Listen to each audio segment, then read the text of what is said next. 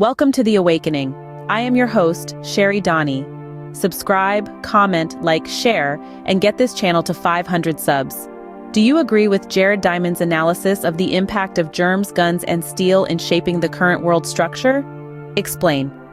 Given all that you have learned about the relationship between germs and globalization, do you agree that the former slows the latter? And how best do you think we can handle future pandemics? I agree with Diamond that germs, guns, and steel conquered and decimated the indigenous worlds of Africa and the Americas, and not their inferior intelligence to Europeans.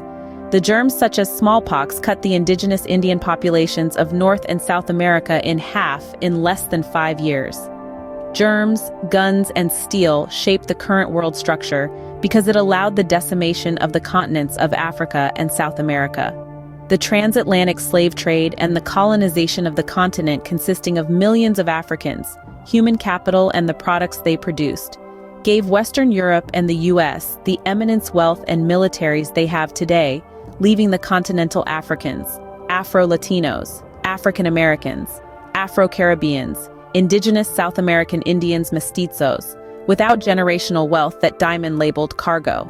Diseases such as malaria kept the Portuguese and other Europeans from entering the interior of the African continent for over 100 years. The Africans and North and South American Indians were militarily overwhelmed by guns versus spears with wooden handles having only copper and/or steel tips. The Africans and Indians were overwhelmed before the gun because of steel swords. The Portuguese and Spaniards overwhelmed the Indian populations of South America. The invasions of the Spanish conquistadors were described as a slaughtering. The Spanish rode in on horses, an animal not germane to the Americas, the height of the horse standing 6 feet off the ground, with 6 to 7 foot steel swords, and cut the heads off the Indians. The European world learned from the Silk Road in China and the spread of the Black Death that germs, diseases can be used as a weapon along with guns and swords. Germs are biological warfare. The Pilgrims that arrived in North America spread smallpox as well. This communicable disease eliminated many native tribes, furthering the English/French/Deutsch knowledge to eliminate their land rivals with germs. Pilgrims purposefully gave the North American Indians blankets, fully aware that the former owner of the blanket died on the ship from smallpox. Pandemics will always exist, especially if greed and land grabs continue, because it is a useful clandestine tool that no one can blame one nation-state for said contagion.